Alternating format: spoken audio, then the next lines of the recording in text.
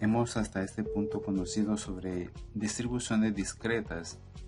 Vamos a estudiar a continuación dos distribuciones de variables aleatorias continuas, por lo que se llaman distribuciones continuas. Estas son la distribución exponencial y la distribución normal estándar. Pero antes de ello vamos a dar una introducción importante para conocer de qué se tratan lo que son las distribuciones de probabilidad para variables aleatorias continuas. Para ello vamos a suponer que pensemos o ubiquémonos como que estuviésemos en estadística descriptiva y hemos pasado una pregunta que es el consumo de galones de combustible de una flota de taxis, podríamos pensar. En este caso vamos a tener diferentes respuestas del consumo de gasolina, y cuando ya tenemos la información en una tabla de Excel o lo tenemos con los datos puros y tenemos que convertirlo en una tabla, si queremos trabajar un gráfico, en ese caso hacemos un histograma por el tipo de variable, que es una variable cuantitativa continua. Galones de combustible, ya que está hablando de volumen. El volumen es tiene propiedades de continuidad. Entre 1 y 2 galones pues vamos a tener posibles resultados intermedios. Por eso es que la variable galones de combustible tiene propiedad de continuidad, y esa misma propiedad es la que la clasifica como variable cuantitativa continua. Pues bien, cuando tenemos el gráfico histograma, lo más natural es que en los intervalos o las clases, que son las que ubicamos aquí abajo, son los intervalos, estos, cada uno tenga una barra. En este caso, el histograma tiene esta forma, y al histograma le hemos dibujado lo que es el polígono de frecuencia. En este caso, el polígono, aunque tiene una forma que acaba en una punta, aquí tiene un vértice. Cuando tenemos datos como estos, datos recogidos empíricamente, esto es lo natural que aparece, lo real, digamos, lo práctico. Pero en lo teórico, vamos a pensar, como generalizamos por lo general en lo teórico, generalizamos cada situación. Entonces, si pensamos que en lo teórico, o desde la perspectiva teórica, a estos intervalos los hacemos más pequeños, más finos, más angostos, entonces los intervalos, o sea, estas barras también se van a hacer un poco más angostas. Cuando se hacen más angostas, el polígono de frecuencia también se suaviza. Al suavizarse, vamos observando que va tomando una forma acampanada. Pues este gráfico resultó de una tan sola muestra, digamos, porque si hacemos esa misma repetición para diferentes poblaciones, vamos a tener no el mismo gráfico, pero sí unos similares, una barrita más alta que otras, pero todos se van a ir suavizando a medida que pensamos que el número de muestra tiende hacia infinito. Hay una ley también que nos habla sobre ello, la cual no vamos a profundizar en ese momento, pero quiero que nos llevemos la idea. Cuando esa curva, que es a partir del polígono de frecuencia, se va suavizando, va agarrando la forma acampanada, a la que llamamos campana de Gauss, y a partir de ahí es donde surge lo que es la distribución normal. Pero también cuando hablamos de la distribución normal vamos a hablar que pueden haber infinitas distribuciones normales, porque habría una por cada recolección de datos que tengamos, y para evitar eso es que se estandarizan las tablas y a partir de una tan sola tabla podemos encontrar las probabilidades para cualquier situación o contexto o circunstancia en la que se ha recolectado datos. Con esta idea tenemos diferentes situaciones. Estos gráficos que aparecen aquí corresponden a diferentes distribuciones. Unas son distribuciones discretas y otras son continuas. Esta que está aquí, la de Poisson o Poisson, la binomial, la geométrica, la hipergeométrica, son distribuciones discretas. Esta que dice custom es realmente una combinada de discreta y continua. Todas las demás son continuas. Tenemos la normal, la triangular, log normal, uniforme, exponencial, la beta y Weibull. También hay otras distribuciones, pero digamos que estas son las más conocidas. De estas ya estudiamos algunas. Ya abordamos la Poisson, binomial, la geométrica, la hipergeométrica. Pues con las continuas nos vamos a quedar solo con la exponencial y la normal. Naturalmente, cuando pensamos en nuestro entorno laboral o donde vamos a aplicar lo que es probabilidades o las distribuciones de probabilidades, en qué ámbito nos van a ser útiles, pues estas son aplicables en los diferentes o siguientes contextos. Cuando trabajamos en servicios de telefonía, duración de productos empresariales, teoría de colas, precio de seguros, peso de productos, calificaciones de pruebas o exámenes, controles de calidad. En todas estas situaciones surgen lo que son distribuciones de probabilidades en los que se pueden aplicar. Por ejemplo, en teoría de colas, cuando estamos en un supermercado, estamos hablando de esas colas en un banco o financiera que queremos pagar recibo, retirar dinero. En las colas de los super, pues ya sabemos que queremos pagar nuestra compra, y el número de clientes que hacen fila en una cola, pues eso representa una variable aleatoria que se convierte en una distribución de probabilidad. También el tiempo que llega un cliente y después de él llega otro cliente, ese lapso de tiempo también es medible a través de distribuciones de probabilidad. Entonces, todas esas situaciones de la realidad son las que trata de medir lo que son las distribuciones de probabilidad. Claro que se debe de sistematizar y se debe de conocer la teoría para poder aplicarla. Una vez que conozcamos eso, tenemos la clasificación de las que ya hemos venido estudiando, que son las distribuciones de probabilidad discreta y las continuas. Para cada una de ellas conocemos su distribución o su función de distribución o su función de densidad. Función de distribución se le llama cuando estamos hablando de distribuciones de probabilidad discreta, y función de densidad cuando estamos hablando de probabilidades continuas, de distribución de probabilidad continua. Entonces, entre las discretas ya hablamos o ya vimos binomial y Poisson, entre otras, y entre las continuas está la normal y exponencial. Estos solo son ejemplos, pero ya en los esquemas que vimos antes ya pues ya conocimos que hay más.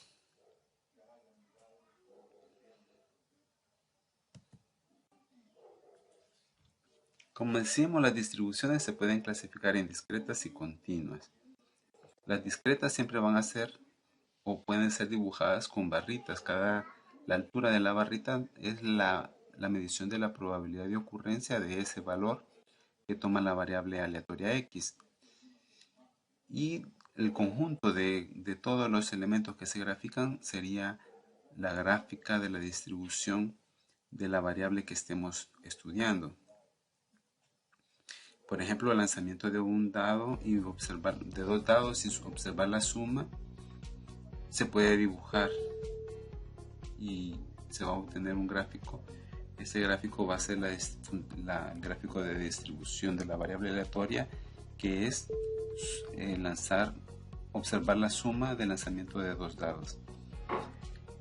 Entre las continuas tenemos una función de densidad que está representada por una curva continua. Aquí no son puntitos ni líneas verticales, sino toda la región. Aunque aquí solo se pone así, pero es para poder generalizarlo. Podríamos darle a ver cualquier forma. Y estos límites que se ven aquí punteados nos están diciendo desde dónde empieza y hasta dónde termina el rango, dónde varía, cuál es el dominio de esa función. Y el área, la región bajo la curva, pues es lo que la función dibuja, la función de distribución, y esa área es medida a través de probabilidades, pero medimos las probabilidades con regiones, con un valor inicial y un valor final.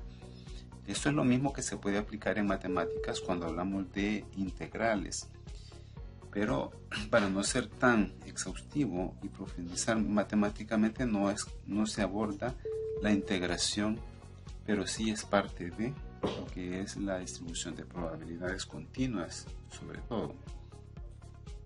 Vamos a conocer entonces, con ese preámbulo, lo que es la distribución exponencial.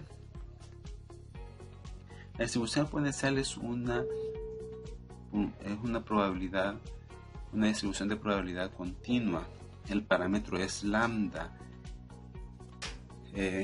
o mu, en este caso mu, y debe de ser mayor que 0. La función de distribución o función de densidad, observen que no estamos diciendo P, sino que F, porque es una función de densidad de una variable aleatoria continua. Digamos que es una manera de diferenciarla de las funciones discretas, de las distribuciones discretas. Más que todo, esta parte es la que nos interesa, porque cuando no estamos en el rango o en el dominio de la función para x mayor o igual que 0, sucede que la probabilidad de que sea menor que 0 es negativo, o sea, es nulo, o sea, 0. Pero esta en sí es la función que utilizamos. 1 sobre mu multiplicado por el neperiano elevado a la menos x sobre mu. La acumulada, como ya hemos visto, sería desde toda la sumatoria de todos los valores de x hasta un valor fijo de x, y se representa con esta situación. Digamos, para x menor que 0 es 0, y para mayor o igual que 0 es 1 menos e elevado a la menos x sobre mu. Veamos la diferencia de esto con esto. Pero esta es la función de densidad y esta es la función de densidad acumulada para la exponencial. Solo estamos presentando en sí lo que son los aspectos o los elementos que nos van a servir para hacer el cálculo de probabilidades con la función exponencial.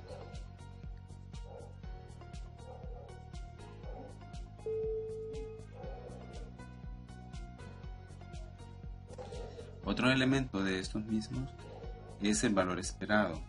De una exponencial es mu y la varianza es mu al cuadrado. Son elementos que hemos venido retomando también en las otras distribuciones. Ahora estamos con la exponencial y nos está diciendo que el valor esperado es mu y la varianza es mu al cuadrado. Directamente vamos a aplicar la exponencial con un ejemplo. Se ha comprobado que el tiempo de vida de cierto tipo de marcapasos sigue una distribución exponencial con media de 20 años. Ya nos están dando el parámetro media. Cuando nos hablan de media, promedio, valor esperado, nos están dando el parámetro mu. ¿Cuál es la probabilidad de que a una persona a la que se le ha implantado ese marcapaso se le deba reimplantar otro antes de 25 años. Bueno, lo primero que debemos de plantear es la variable aleatoria X. En este caso es la variable aleatoria que mide la duración de un marcapasos en una persona. Como también podríamos pensar en medir el tiempo que llega un cliente después de otro. En Poisson no medíamos el tiempo, sino que medíamos las llegadas, es decir, el número de clientes que llegaban a una cola, por decirlo así. En este caso medimos el lapso de tiempo que entre dos clientes se demora para que entre un cliente y otro se lleguen a la cola. Pues bien, eso digamos que estábamos hablando de Poisson antes. Ahora en exponencial medimos lapsos de tiempo. Por eso hablamos en este caso la duración de un marcapaso en una persona, es un lapso de tiempo. Mu, el parámetro es 20. La acumulada ya tenemos acá, que es la que ya habíamos presentado. Y la solución va a ser que, por ejemplo, nos interesa que antes de 25 años, ¿cuál es la probabilidad de que la variable, el marcapaso dure antes de los 25 años? Entonces eso se escribe así. O se puede escribir solo 25 porque ya se sabe que estamos hablando de la acumulada y vamos a sumar todos los elementos antes de 25. Con la acumulada lo único que tenemos que hacer es sustituir sin necesidad de hacer todos aquellos procedimientos que hacíamos por cada término, porque aquí no hay valores puntuales sino rangos.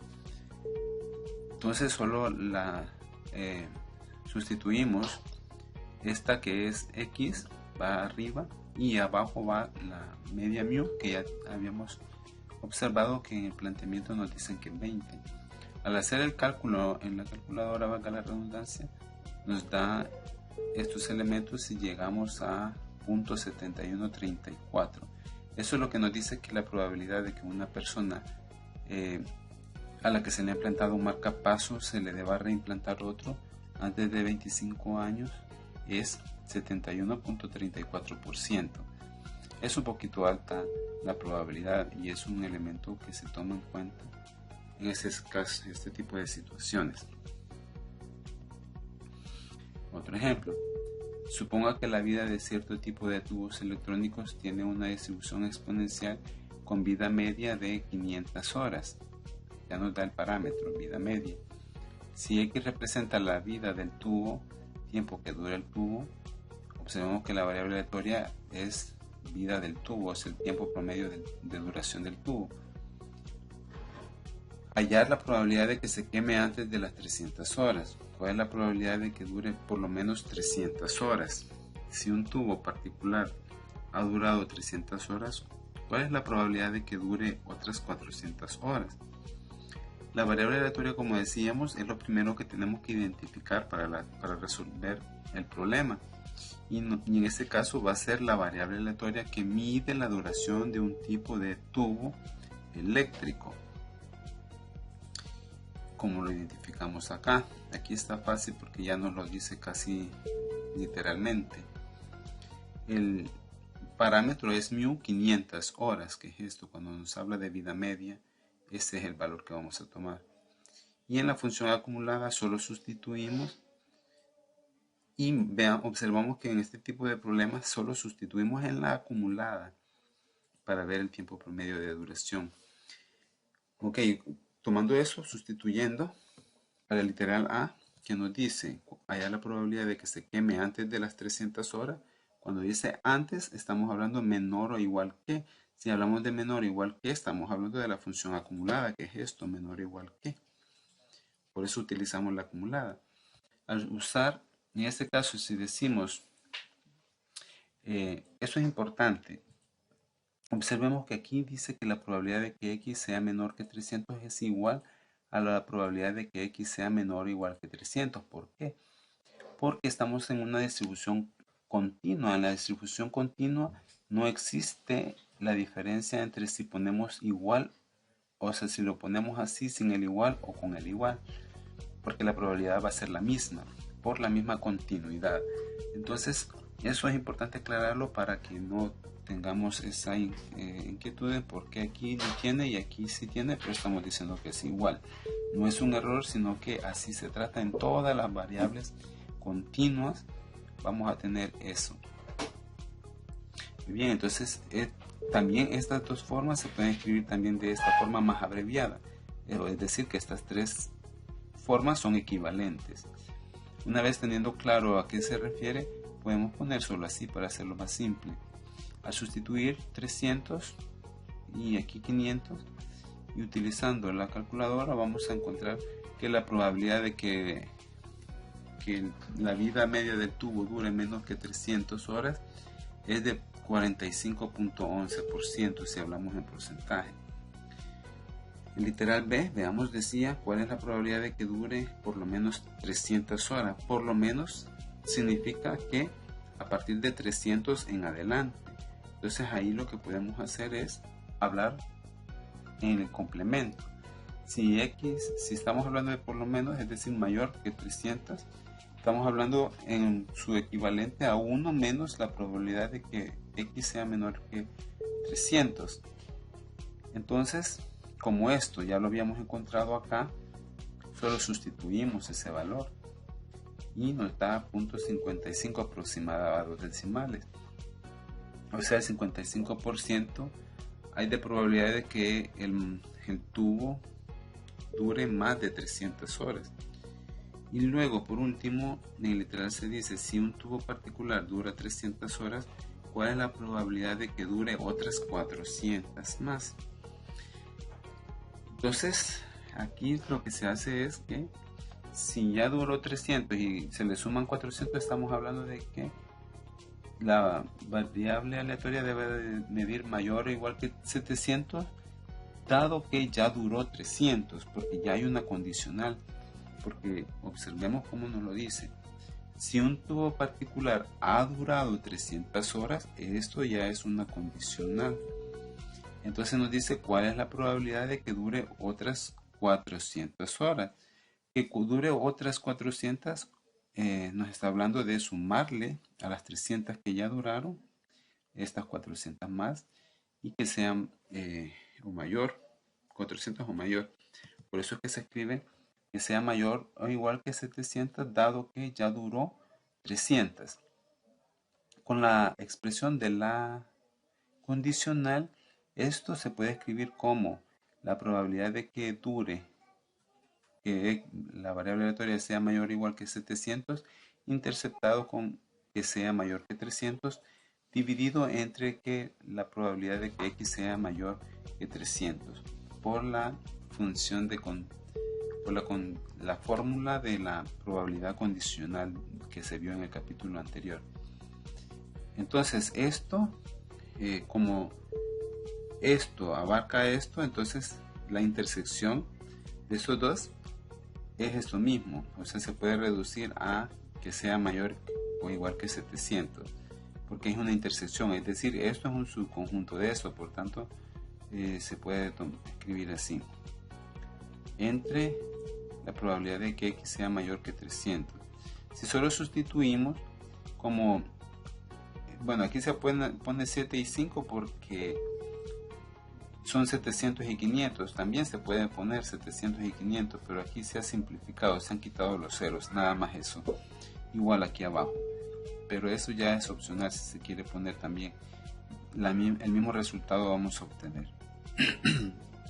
En ese caso, aplicando esa regla, nos lleva a que la probabilidad solicitada es de 0.449, es decir, en 2 decimales, el 45% hay de probabilidades que, habiendo durado 300 horas, dure 400 horas más. Esa es la solución de los tres literales. Como ejercicio propuesto para que practiquemos esto, hay que identificar los elementos que nos pide la función de distribución exponencial y tratar de llegar a esta respuesta. Esta es la respuesta, solo se pone la respuesta o se comparte para que al intentar resolverlo veamos si coincide con esto y si no, pues en algo nos habremos equivocado y habrá que hacer las búsquedas o ajustes para poder resolverlo. Dice que el problema que supongamos que el tiempo que necesita un cajero de un banco para atender a un cliente tiene una distribución exponencial con una media de 40 segundos, ya nos da la media, o sea, mu. Hallar la probabilidad de que el tiempo necesario para atender un cliente dado sea mayor que 20 minutos. Como nos está hablando de que sea mayor que, es decir, de una desigualdad, vamos a aplicar la acumulada con la fórmula de complemento y con eso vamos a llegar a esta respuesta.